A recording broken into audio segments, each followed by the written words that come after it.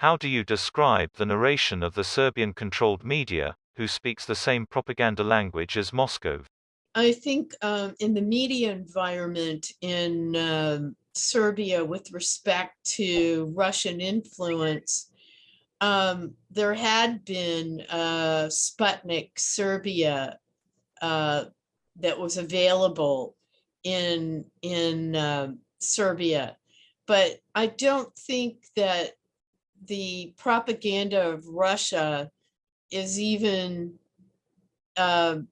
is really not that pertinent, only in that they are very much aligned. Up until very recently, Serbia and Russia are basically echoing one another. They're like mirrors of each other. And that has infiltrated their media environment. And it also goes into the RS in Bosnia and Herzegovina, as a matter of fact. So it's not just Serbia that's being quote unquote influenced by Russia, but it's also happening in Bosnia and Herzegovina. So, but what I would say is that the tabloids, basically repeat this stuff, and they talk about Russia, quite frequently. And if you look at any public opinion polling on Serbia, you will see that the most popular country outside of Serbia, besides, loving their own country, the most popular country within the population of Serbia is Russia, and has been for many, many years. And Putin has visited, and Vučić talks about Russia up until this invasion of Ukraine by Russia. Mr. Vučić was very, very freely associating with Russia, buying their weapons, meeting with the Russians, meeting with Putin. So, there's really been no reason to need even Russian propaganda in Serbia. Serbia does it for them. To clarify its Western path, does Serbia need to fully adapt to Western policies? I think right now the question of where Serbia sits on the issue of Russia in Europe is he's probably feeling a lot of pressure. I mean, I just read the interview that Chris Hill gave, the new US ambassador to Serbia, gave to Radio Free Europe. And, it's really up to Serbia which way they go. But Serbia is geographically located in Europe. And all the countries around Serbia are supporting the sanctions on Russia, including Hungary, which is much as an illiberal state as Serbia is. So if you're surrounded by all these European countries and you have been allegedly seeking to join the EU, you've got to be feeling some pressure given the extraordinary invasion of Ukraine by Russia. And not only is it extraordinary, it's been a war crime from day one. And so I think that perhaps Alexander Vučić was not prepared for a response by the European continent to condemn Russia, just full on, right out. The actions of the Russian military has been characterized by indiscriminate attacks on civilians, killing civilians, raping civilians, and there's nary a military target in sight. They're just killing civilians at will, and it's one more crime after another. And so he's got to be feeling some pressure. And given that we just talked about the media environment, you're starting to see a shift in the media environment where the tabloids have been condemning Russia to a certain extent.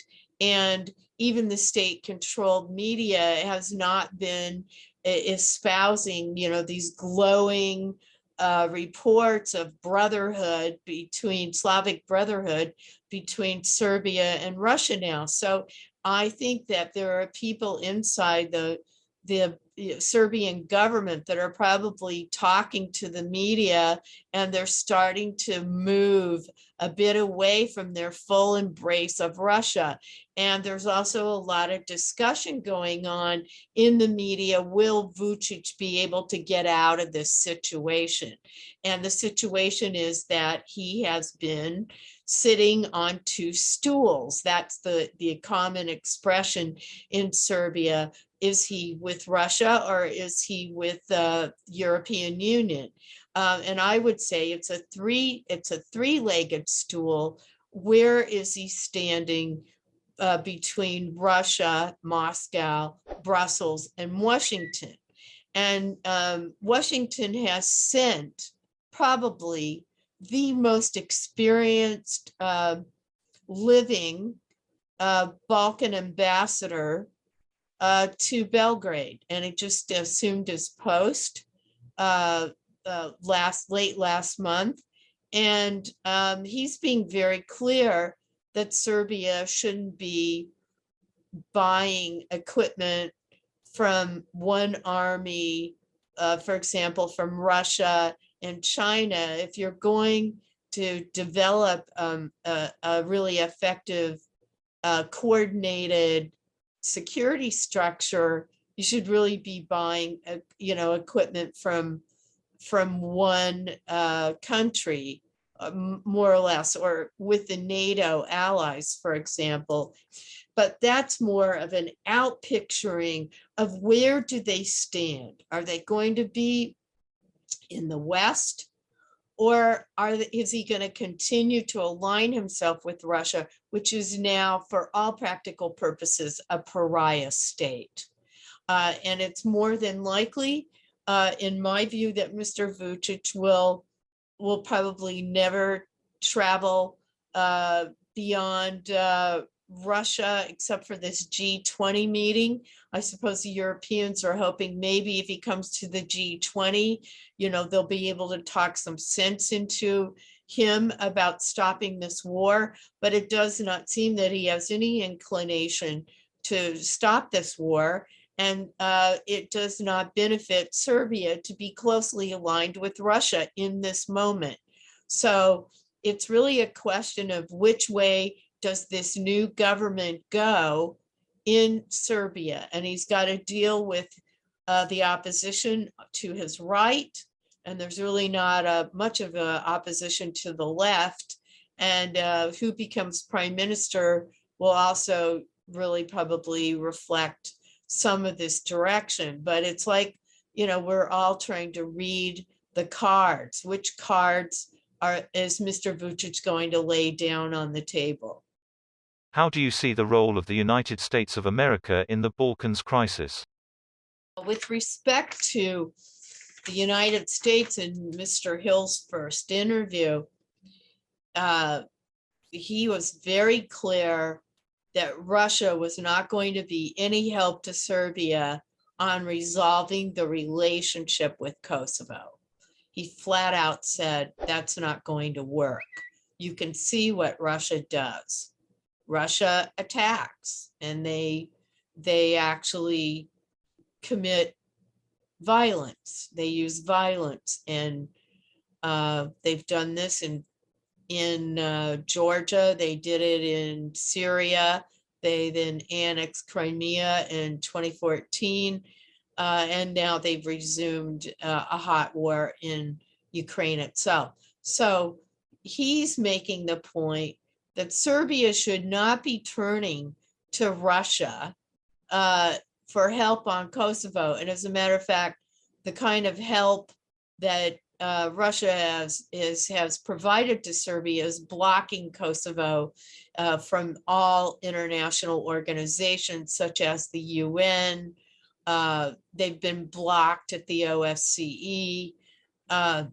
If Kosovo is going to have a future, Kosovo deserves to be integrated into the international framework, and they should be allowed to join international organizations.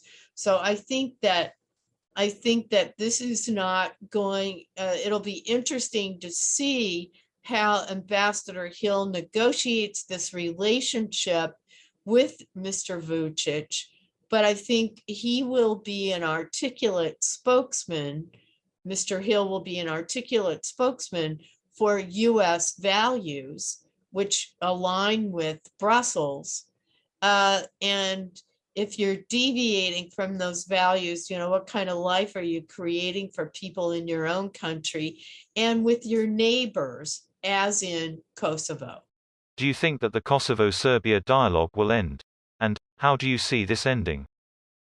Well, this has been going on for such a long time, and I know that there's a meeting on the 13th this month to discuss license plates. It's kind of a back to the future experience for me, because I was in Bosnia when we were negotiating license plates between the political entities.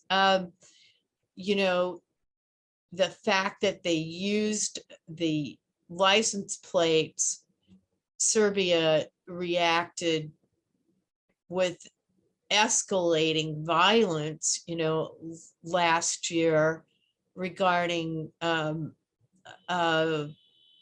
border situation, and Kosovo removed license plates, as has happened inside Serbia when people drive into Serbia from Kosovo.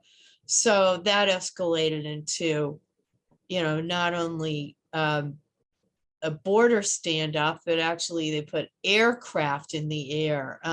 Serbia did. I don't see, Mr. Lajak has yet to really forge a solid negotiating strategy that is delivered on resolving this dispute. Now, the parties have to want to resolve the dispute.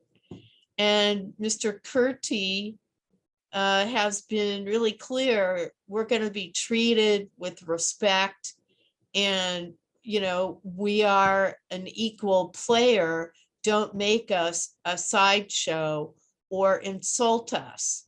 And I'm not sure Mr. Lajak, as some of my colleagues at the Democratization Policy Council, they have said clearly that Mr. Lajak is really not the right person for this negotiation. And the EU in general really hasn't moved this dialogue forward. And I think that, the United States has been trying to be supportive of this. And now with Mr. Hill in Belgrade, it'll be interesting to see if he can be of any help as well. But right now, it just has really been at a standstill. And let's see what happens on the 13th. But given the track record by Mr. Lajak and the history of this process, I don't have right now a lot of confidence that it's going to be resolved in a manner that's going to allow Kosovo and Serbia to coexist in peace. This is deeply troubling to see how I think the EU has not really managed this process well. But again, Serbia has to be acting in good faith, as does Kosovo. And those parties have to agree when you're making quote unquote peace, you're not making peace with your friends, you're making peace with your enemies. How much has the Ukraine crisis affected the Balkans in terms of security?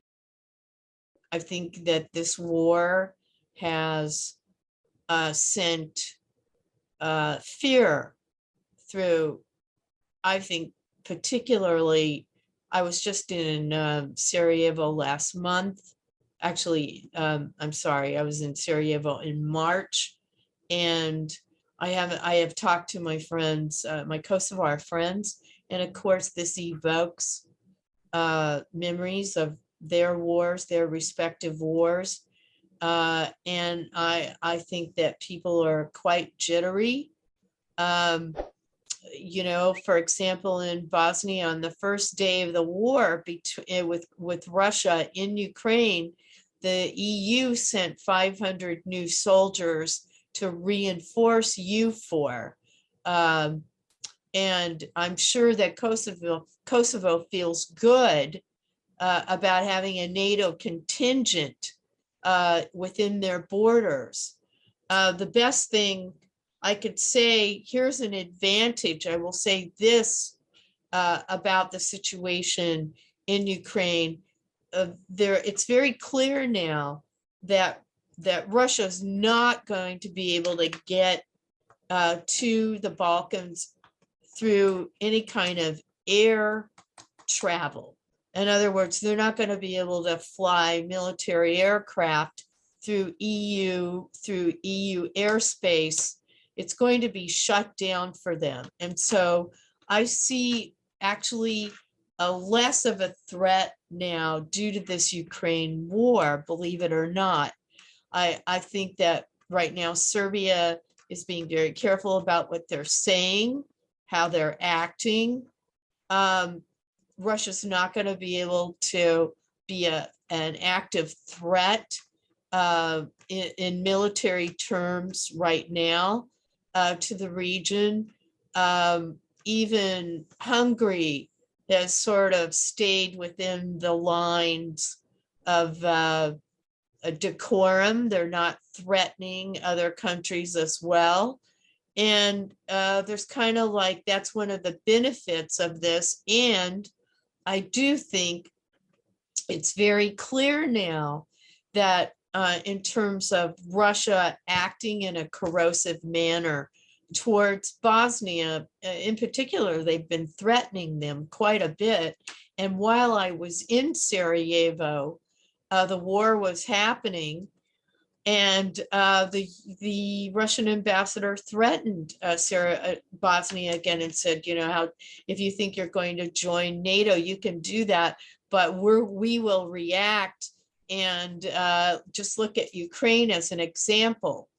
So that's kind of some saber rattling, but they're operationally not going to be able to do it. And it also, the behavior of Russia in Ukraine does affirm the threat that Russia poses to small countries like Kosovo and Bosnia, in theory. So this war could, as I think it's actually working in a way that is suppressing an active hostility, maybe emanating from Belgrade and any other potential threats beyond the Balkans. I just think Turkey's also acting in a manner, they're a NATO member, they're trying to help support Ukraine in this instance. And so that's the irony of this war. But I do think it evokes a lot of fear and concern by people living in the Balkans, and people are afraid, and it brings up really bad memories of what's happened during the past 30 years, I think, for both countries, Kosovo and Bosnia.